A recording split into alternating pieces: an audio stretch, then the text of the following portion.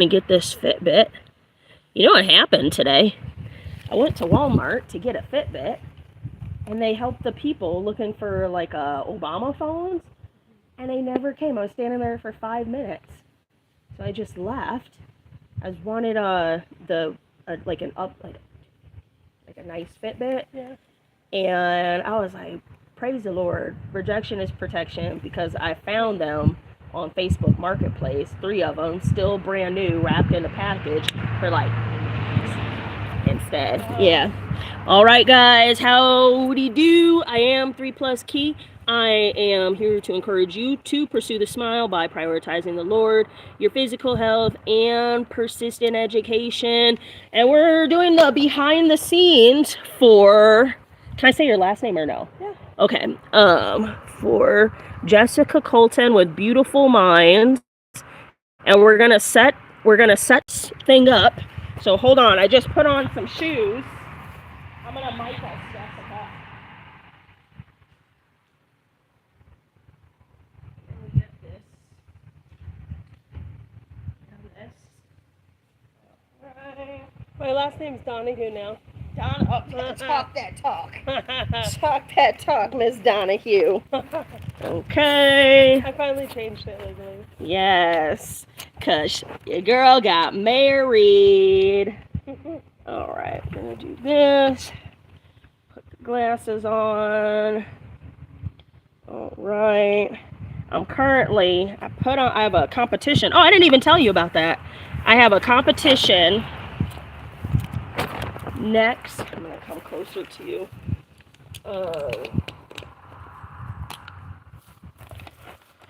Next Saturday for powerlifting. Whoops.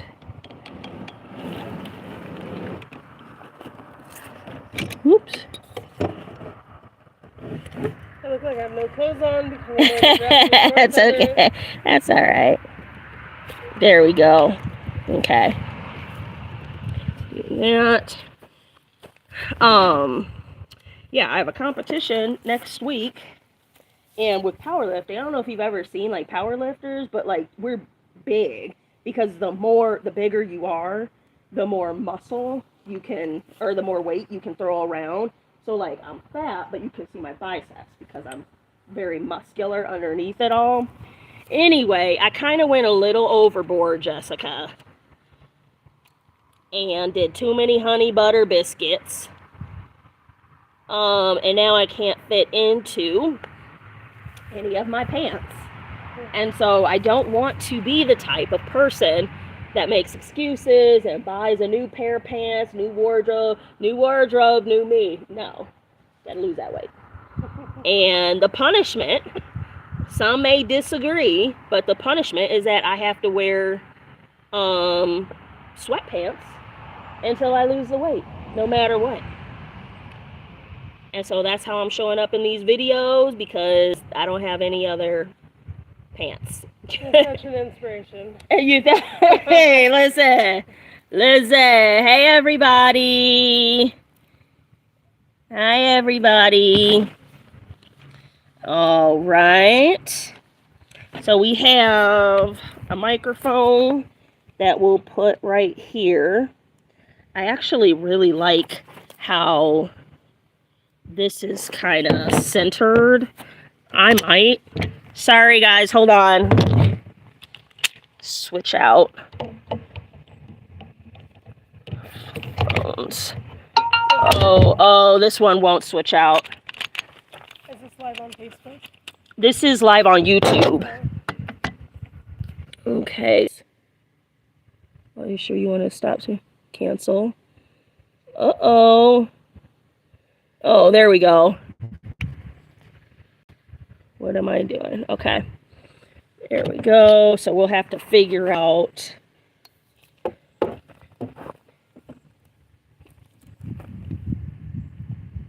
Maybe go back a little bit.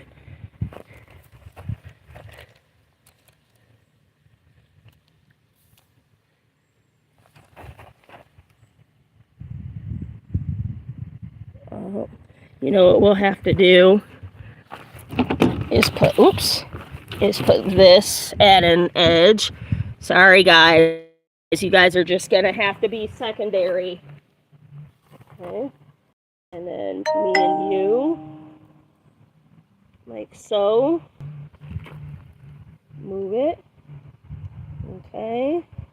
Maybe move it back a little bit more. Oh, yeah. Oops. There we go. And then I'm going to mic you up in a second here. And we'll do a mic test.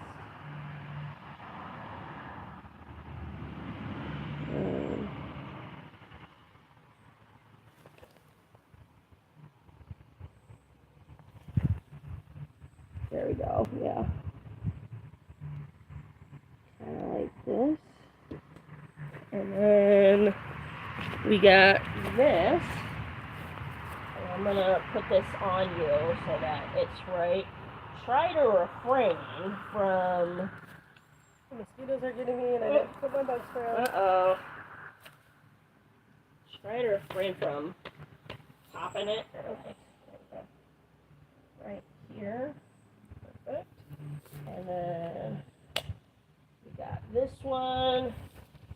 And we'll do a little mic check. There we go. You guys see us? Oh, you don't see me. There you go. There we go. All right. And if we have time, there will be questions. You guys can ask questions to Jessica after we're done, if we have time.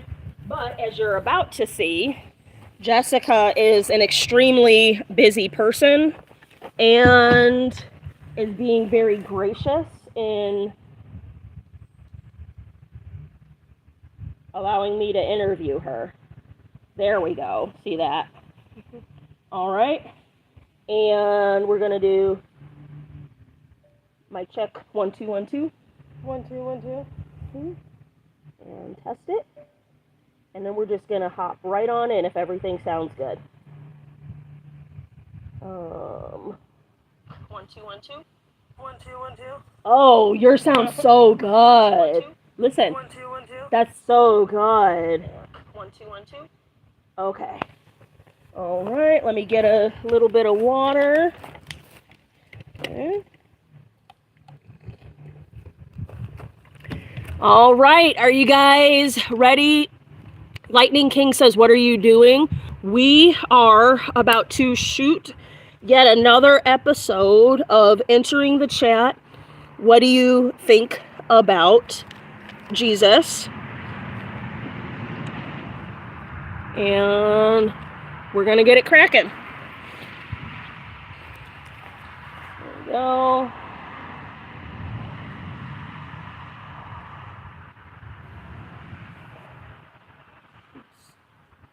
Tricked me for a second.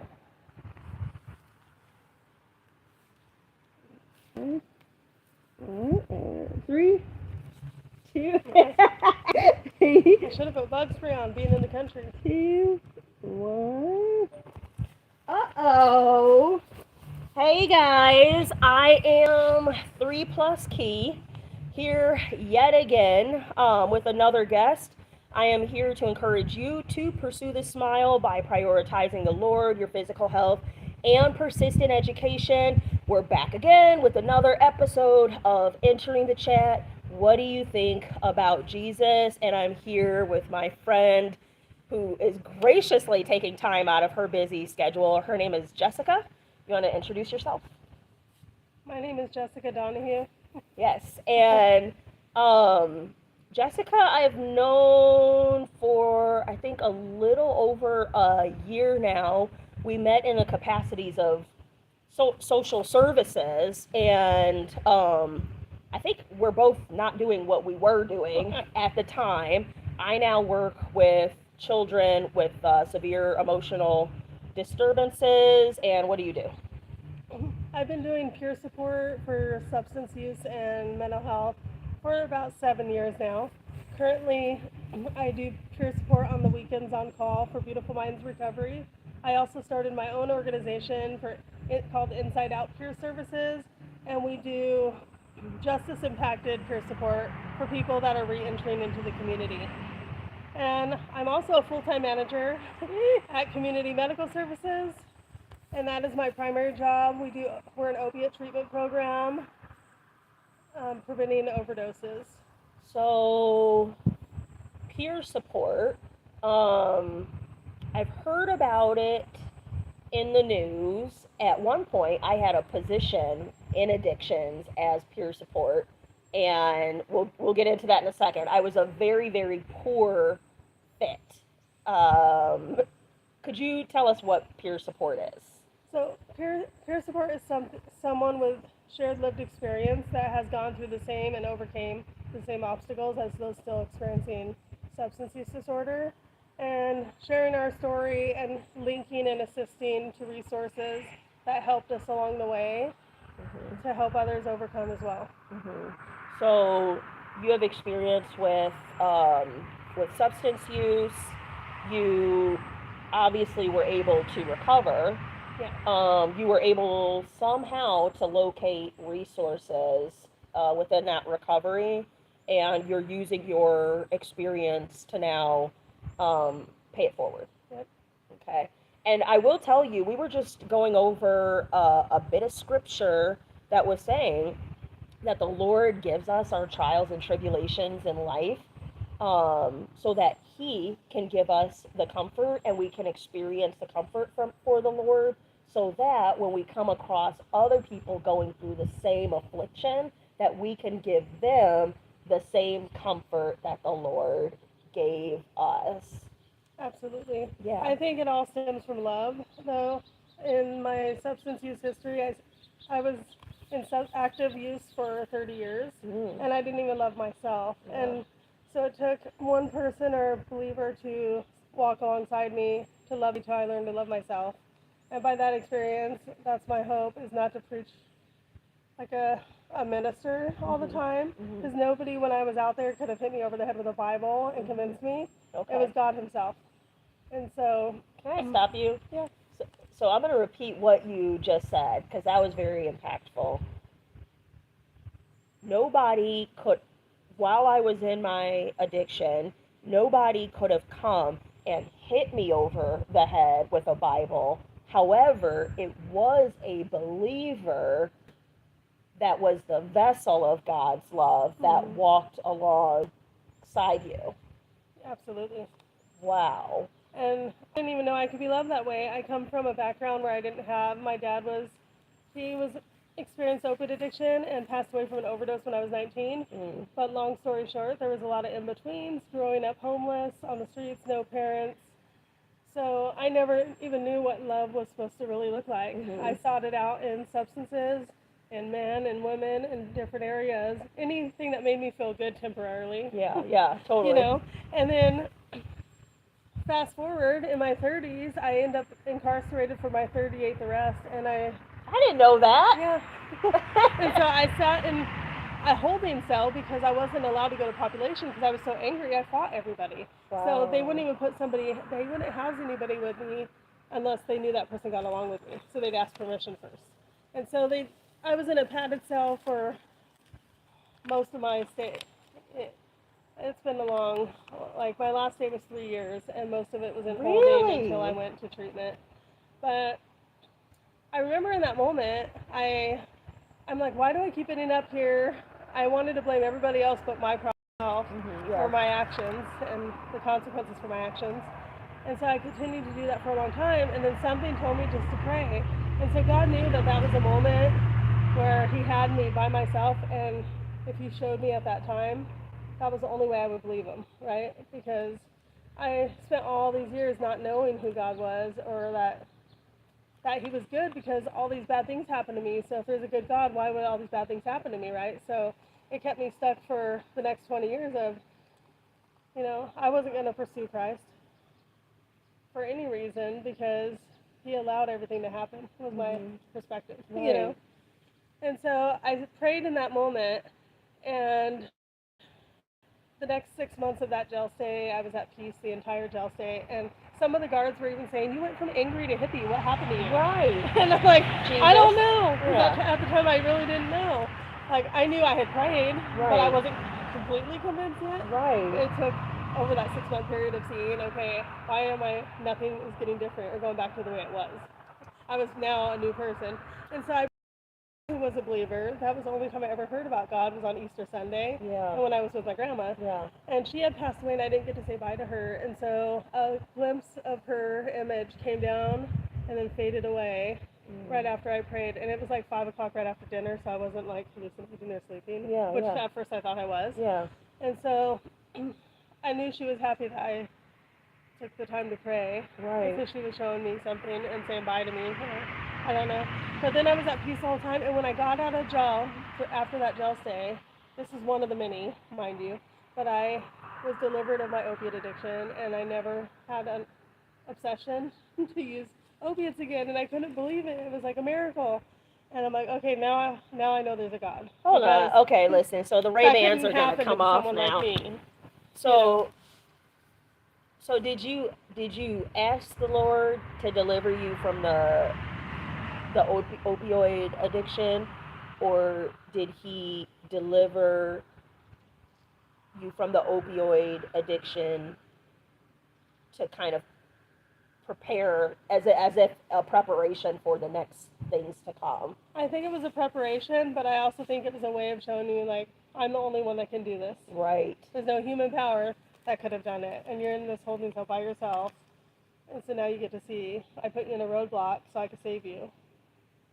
That's like some Paul type stuff. Yeah. Oh, there's a lot more when it comes to Paul that I could share from my most previous jail stay, which was my last jail stay. Yeah.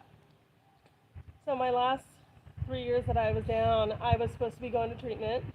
I was in 4 different institutions. I went to a Department of Corrections holding facility. And I was there for 2 months. And generally that's the standard for someone that's going up to their bed date. You're just waiting for a bed. Okay. You're going upstairs. And so a girl that got there at the same time with me, they called her and called me to roll up our stuff. So I'm like, cool, we're going to treatment, all excited.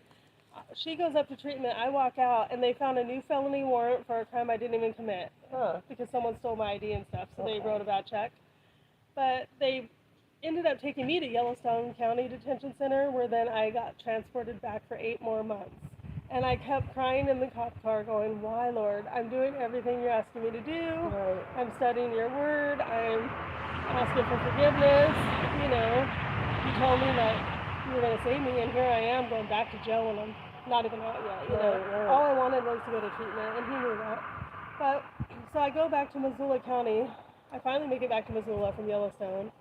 And I didn't know it was going to take 8 months, but I finally figured out the charge, that they brought forth and stuff, and it was a new warrant for forgery.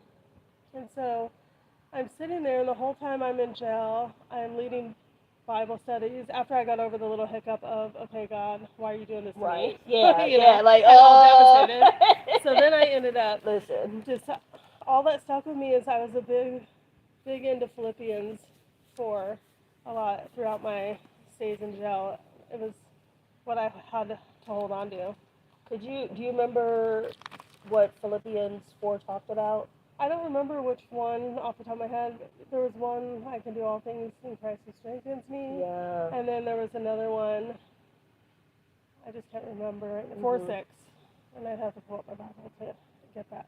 Yeah. Philippians, there's a point where Paul is thanking, and this is what I love about it. There's a point where Paul is thanking the Philippians because they were helping to aid in his ministry. Yeah. They were helping to finance his ministry, which he was initially reluctant to do because he didn't want anybody influencing his work. Yeah. And so instead of thanking the Philippians, he is talking to them, but thanking the Lord for their provision, thanking the Lord for provision through the Philippians. And the takeaway from that is that, we ask the Lord for things, and sometimes he presents us the solution through other people. Yeah, and I think for me, what held on to me so firmly, though, is that Paul was also wrongfully accused. Yeah. And this was my circumstance during that moment. Even though all my charges, I will take full accountability. I did. And I did this one too because I was hanging around with the wrong people and let my Right. stuff get stolen, right? I had a part in it. But the reality is I didn't commit the crime, right? Yeah. And so Yeah. that was a hard one for me to.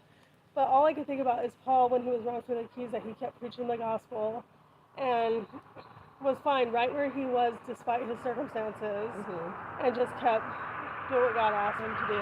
Yeah. And so I took that and held on to it tight and started doing that in jail, and that was my last jail stay. And I think God wanted to know, like, okay, I showed you who I am, like an agreement, right? Right. I showed you who I am. You know this, but are you gonna hold steadfast to this? Right? Are What you are you going to gonna be do now? faithful? Are you gonna be faithful? Yeah. And so that's why I brought that up, is because I did that, and because I believe because I did that, God delivered me from ever having to live that way again. Period. Right. It wasn't just the methadone addiction. That's just where it started. Were you surprised? Like one day you had the addiction, and then the next day you didn't. Were you surprised, or just grateful for the circumstances? I was surprised that there was that that there was a God, and I felt it in my full heart, mind, body, and soul. Yeah. And I didn't just have a peace. It was like I could tell Christ was guiding me in every step of Yeah. how to behave, how to change everything. Right. And so I wrote on my cell wall one day, if I change the way I see things, the things I see will change. Because that was just one Say it thing. again. Say it again. If I change the way I see things, the things I see will change. Yeah. Okay, so here's Philippians 4. Do not be anxious about anything, but in every situation, by prayer and petition and with thanksgiving, present your request to God, and the peace of God, which transcends all understanding, will guard your hearts and your minds in Christ Jesus. Prayer and supplication. Yeah. And that's where it started for me, was one simple prayer. And a lot of people are like, well, I didn't find God instantaneously. For me, I think my experience was different. Yeah. Like the flow of loving, joy, peace just washed over me right away. And it was crazy. Like I just was brand new, like that same day. I slept better. I woke up. I treated people differently. I wasn't fighting the guards and catching new charges, and I wasn't doing all the things I was doing. And I mean, there was a time I would flood my cell because they wouldn't give me toilet paper, or shove my tray out the door so they would have to clean it up. And just really, even though I was there because I got myself there, Right. the guards had nothing to do with it. But they wouldn't do what I wanted when I wanted. Goodness, I didn't know this part about you. I knew about the history with addictions, but I didn't know about the incarceration. I certainly didn't know you were anything but like you're such a pleasant person. And so I just want to say, when we first met, we were talking about something, and she was like a supervisor in her regard, and I was a manager at a different organization. So when we met under professional circumstances. So we were trying to figure out a situation, and I think it was, we figured out we knew one person in common. Yeah. And I don't remember who it was now. well, I'll tell you later. But if we were kind of like fast friends. Yeah. We were like super fast friends. And one thing I just like about you is you see there's like a toughness to you, but like a sweetheart factor too. And I really like people. I really like women like that maybe we're not rough and tumble, but like maybe you could a little bit, but you just want to hug people and love them right where they love are. them well. Yeah, right where they are. And another thing, you accepted me as I am, because I can be very loud and excited, you know what I mean? And I just always notice when people are like, that's just Lakeitha and how she kind of rolls. So you did the jail thing, you did the addiction thing, you were delivered from the addiction thing, you then get out of jail. Fast forward to now, involved in justice related peer support and substance-related peer support. Can you talk about your businesses that you're involved in, what you do? Are you the only one? Do you have people working for you? A little bit about the people you serve. So, for Inside Out Peer Services, the Justice Impacted Peer Support, that's just me and a partner in Lodgegrass, and we have another guy on our board in Great Falls that covers that area for now. We're a new 501c. We just started March, and so we're still trying to get funding so we can hire peers. Our goal is to bring it to the entire state of Montana because other states are doing it, and it's evidence that it's working. Mm-hmm. But the corrections team out here doesn't like ex-felons coming back in the system. Yeah. So it's been a challenge, but I have faith in God that God opened this door, and He doesn't close the door that He opens. Right. He makes a way through. Yeah. And so I hold on to that hope, but right now I have 4 clients, and I'm getting so busy because people are just learning about us. And right. they're like, I don't have sober living when I get out. I have no parents, and sometimes it just touches my heart such profoundly because I was that person. Yeah. I didn't know what I was gonna do. It was one person that walked alongside me that made all the difference and advocated with the courts and paid off my restitution. I just got done paying them off 2 weeks ago. Hey, hello. Yeah, but God is so good. And then Beautiful Minds Recovery, I serve people getting discharged from the ER. So we do opiate overdose prevention, and the hospital will reach out to us when someone's getting discharged so they can do a warm handoff so we can get them to their next step once they leave the hospital without going back to the substance that they're using. And the third one, And I'm the manager at the methadone clinic, which I don't like it to be perceived that way. I just say that so people understand what we do. But we do more of an opiate program. So I have my counselors doing groups now. We have clients that come back and we do barbecues with them. We want them to feel loved, and that just because the stigma in the community is they're replacing one drug for another. But in our thoughts is we're saving their life for today. We're not concerned on how long they stay in the program. It's how do we get them to a place where they're not going to be dead from or die by drug overdose tomorrow, type of thing. And so we kind of plant that seed of what treatment looks like, recovery, community, unity, all the things that you need, because the opposite of addiction is community. We need to be a part of a community or feel a part of something because we've been apart from everything most of our substance use. What would be the community? Well, the community would be other peers that also go to our program, so they're not judged by a community outside of that. Yeah, because there's a stigma. Yeah. To going to NA and AA is great, and I have actually been a part of AA for a long time, and I'm okay with saying that. But I do have a lot of clients that feel like they can't chair a meeting. They can't do what everybody else is doing because they're on something. But if you go take insulin because you're diabetic, that's saving your life, right? So what's the difference if somebody has to take a temporary medication? It's an opiate blocker, or it's prescribed, and it's under the supervision of a provider, right? If I go break a leg, is AA going to kick me out because I have to take Vicodin temporarily? I'm taking it how I'm supposed to. I'm not abusing it. Right. So that's where my thought process comes in. The only judge is God, and we're not, we shouldn't be judging people for what they have to do if it's saving their life today. So that's very convicting for me and the way that I think about addiction.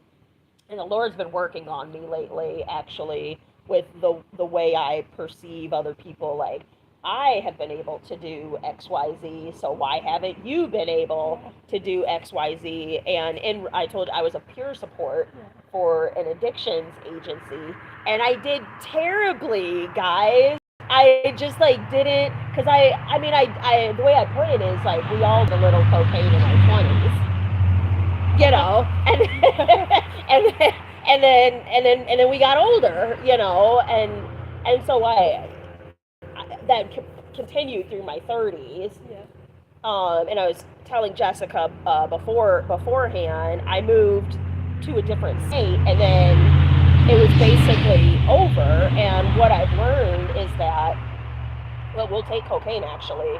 Of 100% of people who start cocaine, only 10% will get addicted. And what I didn't realize was that there is an addictive component in the brain, and I did not know this.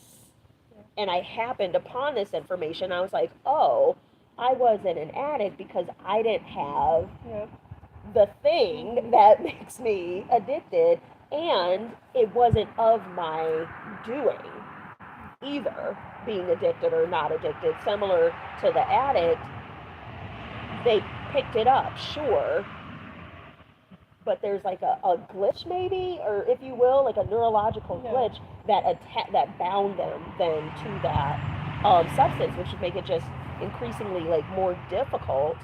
Well, addiction doesn't discriminate, and it's not a one size fits all. Right? Like, complete abstinence is what's best for me because I know myself, right? Right. But for somebody else, they may not be an alcoholic. I have a sponsor that used to sponsor me that went through the whole 12 steps with me, who now has a drink once in a while. Yeah. But that wasn't her affliction, and I don't judge her. That if she has the skills and the tools and knows, you know. Right. Because she's been in treatment and recovery for a long time. Yeah. And that's her prerogative. For me, I can't use one thing because one thing that leads to another. And when I get drunk, I want to get rid of that hangover, and then I want to use meth because I want to stay up. But then I want to come down, so then I want to use Benzo so I can sleep. Oh wow, so yeah. It's like that poly disorder of cross substance use. Yeah. You know. And where does Christ fit into your sobriety? Today. Christ is everything in my sobriety. I wouldn't even be sitting before any of you. I'd probably be dead if he wasn't a part of my life. But since he's came in my life, he's shown me miracle after miracle.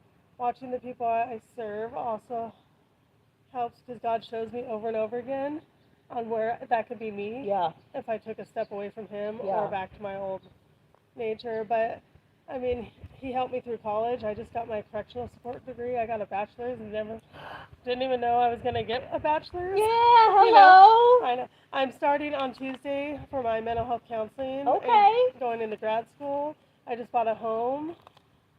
I work 3 jobs. Okay. Which is not ideal for recovery, as most of us know, but it's pretty laid back today. And I let him guide my steps. And every time I get discouraged, because we all do, there's no perfect Christian, there's no perfect, anything, perfect human. He reminds me in different little things, to take a step back or take care of myself, and I just listen. Because I know, like, when I did things my way, I ended up right where I was, Yeah. And if I don't know what to do, I pray about it, and if I don't hear an answer, sometimes I'll seek advice, but I'm real careful about getting human advice. Yeah. Or waiting for a response from him because, when I didn't have a father or parent, I was told one time, what is God to you? And I couldn't really answer that at the time. But now I know he's like my best friend. He's my partner, my first love before my partner. He loves my kids more than I do. He's my best friend. All the things I was missing and chasing and all these other idols. I now know that I don't need anything but him. And when I have him, everything else falls into place. Hello. And my life is where it is today because of that. And because I hold on to that, and I know that without a shadow of a doubt. And so Jessica described this whole, like, chaotic backstory. And if you guys, like, look at where we are in an undisclosed location... But this is in Jessica's neighborhood. We're in Charlotte, Montana, and it is literally besides that truck that just passed by, it's so peaceful. There's like a bird chirping and flying overhead, and I just love this. It's God's country. Yeah, I love this for you, that you get to dwell in peace, and she was saying that her bedroom overlooks the Mission Mountains, which you guys can look it up. on my way here, actually. Is that what I was seeing? Those mountains? So were you on the 93? Yeah, these mountains right here. The Mission Mountains are right behind us, but this is Nine Pipes Reservoir. They they look unreal. They look like I had to take my sunglasses off. They look like they're like a like some kind of drawing or something. My point is, it's really beautiful out here, and I love this for my friend that has been through hell and back and is choosing, right? We could have fallen down on our face. We could have We still chosen. can. We still can, yeah. Choice away. We could have not answered the Lord's call, as many people do. We could have resisted. We could have kept it to ourselves, which I think is a normal response as well. But instead, what you did was started two nonprofits. I started one. My friend started the other, and they hired me right when they started it. Yeah, and so the nonprofit you started, again, that name, Inside Out. Inside Out, and you're needing funding. Yeah. And that goal, that name came from when I was sitting in jail after I got saved. I said, if I ever started an organization, what would it be? And at that point, I didn't see like that I would ever do that. Yeah. But God knows, God always has a plan. But He told me, you got changed from the inside out. And so, wanting me to share that with people that are inside institutions to change right where they're at. Inside Out. Yeah. And so, even though Inside Out can look like justice impact coming to reentry, which it is, it kind of fits both. Yeah. On a personal level. Because I believe they can change right where they're at, even if they have to sit for 8 more months or whatever the discharge date. Maybe I go to a hearing with them, they don't get their parole, but they can still, I can be that encouragement of you can change right where you're at. I was right where you were at when I did. Right. And this is how I did it. And when I got out, my life was turned around. Right. Do you? Because we think we gotta wait till we're out in the community. Right. We can do it right where we're in any circumstance. Because we change in our hearts, our minds, our behaviors. The Lord changes our hearts and our minds and our behaviors. Do you have a system for people to donate yet, or what does that look like? Folks can write a check to Inside Out. We do have a bank account too where we can take donations. We have a website that's being developed, and we also have a Facebook page if anyone wants to reach out to me. Okay. And then all of this will be in the description as well. And I want to encourage you guys, ask questions to Jessica. If you guys would like to see a part 2, definitely let us know. I wouldn't mind. I passed a bison range on the way here. So you came up 212. Yeah. 93 to 212 and around. Okay. That's why you were in Maurice or whatever. Yeah, I ended up at some random guy's house. Praise God. He was very kind. People out here are very kind in this area. Is this the reservation? Or? It is, but this area in particular is known for, like, when you go into town, like, everybody opens doors for you, says hi to you. It's a small little town. Yeah. So this area here, until you get over to Pablo. Yeah. Yeah.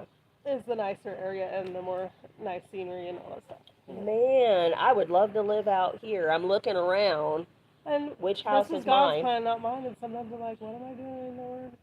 I don't know why you did this for me. That's right. And she has a story about how the Lord brought her. They weren't looking in this neighborhood at all.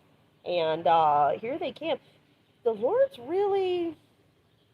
Do you think before you were in that jail cell praying Philippians for that, were there indications that the Lord was working on you prior to that, or did it take that moment? It took that moment. I wouldn't have seen it if it was right in front of me. You know, because I left home at 12 years old. I didn't have my parents. Ran the streets my whole life. I'm from California originally. And in all honesty, like, I'm always that person that feels like I got to do everything myself because I didn't have any help.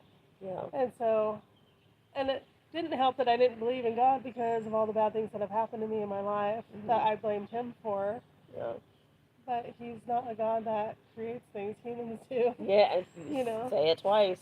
Yeah. And so it took me years to really learn that. Oh. It kind of lost my train of thought, but No, it's okay. yeah. I want to say, like, I rolled up here and she was like on the phone helping somebody in the ER, making things happen, and I'm just very grateful you took time out to meet with me. She's super busy, guys, and thanks for telling your story. Thank you for telling us about Inside Out and Beautiful Minds, and more about the opioid recovery clinic. It's bad right now. It's a bad crisis. It is a crisis. It takes a village. Like, I speak on how busy I am and how overwhelmed it can be.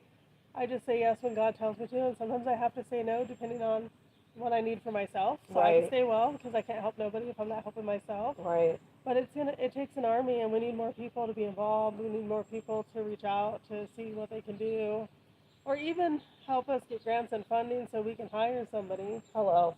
You know, because we just lost 3 people in 1 week from one family out here on the res because there's not enough services here. Now I kind of know why God put me here. I just don't know what I'm going to be doing here yet. Yeah. But I can't do it alone. Grants, funding, Fundraisers, any ideas, peer support. I actually, and I'm gonna say this on camera because she's gonna be someone I'll interview too. I have a friend named Tiffany that is in the addiction space right now. She works for an organization in Missoula, That's probably my friend too. She's looking to start a nonprofit, and I wanted to link you guys up because addictions isn't my thing, it's kiddos. But I wanted to link you guys up so you could talk and kind of do your thing. I know Tiffany that works for the recovery of Missoula. Yeah, I think she's great. She's super hardworking. Yeah, so let's do that. As far as Inside Out, we need funding. We need bodies. We need fundraisers, grant writers. All that information and the request and how to donate to Inside Out will be in the description. And I've been doing this off camera because I keep forgetting to do it on camera, but I brought you a gift. It's in a pistol pouch, but it's not a pistol. I didn't have a thing to put it in. I hope you like it. Have you had those? I have not. Okay. So, one thing, can I show? This is a guarana, and it's a Brazilian soda. It is so delicious. Where do you get them at? I get mine from Amazon. I give them as gifts. You want your pouch Yes, back? I do want my Hey, baby! Put that right there! I'm not gonna walk away with your pistol pouch. Yes, no, we need the pistol pouch. But yeah, I like to give gifts to people, and I also want to show goodwill to all of the guests that are coming on here. I just appreciate it every time. So Jessica Colton, Inside Out, donation, and further information will be in the description. Put your comments below if you have any questions for her. And if you would like to see a part 2, please say you want a part 2 so I can come back out here. That would be great. So I am 3+Kei. I am here to encourage you to pursue the smile by prioritizing the Lord, your physical health, and persistent education. And with that, talk to you later. All right, and then we've got, let's see here. Hold on 1 second, guys.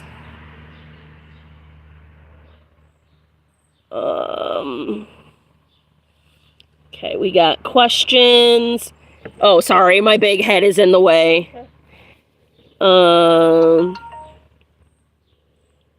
Marvin says hi. Somebody. Q Tune says greetings from Germany. And hi. Let's see. Lightning King wants to know what we're doing, but we already did that. We already did what we were doing, and says hi. Hi, John. Hi, Ashley. Yes, don't forget to like and subscribe. Hi, Crazer. A lot of people saying hi to you. Hi, Crazer. Oh, such an amazing story, says Ben. Oops, whoops. Oh, shoot. The mission range is wow. I hope somebody wants a part 2. I'll be out here so fast. Allison says, I can relate heavily to the drug portion of what Jessica was saying. It's so real what God does to change your heart. You've come so far. God bless you, and I'll pray for you and your mission. And Ben says the river there is beautiful too. Yeah, Flathead Lake probably. Oh. Lord Poppy says drugs are hard to kick. Poppy popped early. Poppy was pregnant, and then she popped a month early. All right, guys. Thanks for hanging out. I'll take all this stuff. And this is just the crew. Got 6 left. I'm gonna go back. I don't know what time it is, but I gotta drive all the way back to Missoula and eat some food and not go to Wendy's, but we'll talk about that another time. I don't want to talk about it. We'll see you later, guys. Tomorrow we'll be with the Strong Tower Ministries. They're from Texas. Oh, They have they might be somebody worth talking to too, but I'll tell you a little bit. Strong Tower Ministries, my friend, and actually my therapist called me and was like, you gotta go down to Walmart right now. There's these guys selling crucifixes and they have a ministry. You need to interview them. So I was like, okay. So I go up there. They have a 23-acre campus in Texas. You go through their program for a year, and then your kids get free Christian school. Oh, that's awesome. And the parents the people get free housing for however long. And the reason why, and I'll get his information and you guys can talk, because that, for what you do, that might be just another like, hey, go to Strong Tower. But anyway, I asked them if I could interview them and they were like, heck yeah. So that's what we'll do tomorrow. And then we have a break. I think my next interview is Thursday, praise God. And we're not going to do these back-to-back interviews anymore. I was thinking about it. I don't want the live stream to be behind the scenes when it's supposed to be Bible. Yeah. You know what I mean? So at the most, what I'll do is book 3 per week and start saying no to like the 4th one, which well, I don't know, we'll just see how that kind of goes. But anyway, thanks for hanging out, guys. You want to say bye to Jessica? Have a good night, everybody. All right. See you guys tomorrow, 7 p.m. Mountain Standard Time. Talk to you later.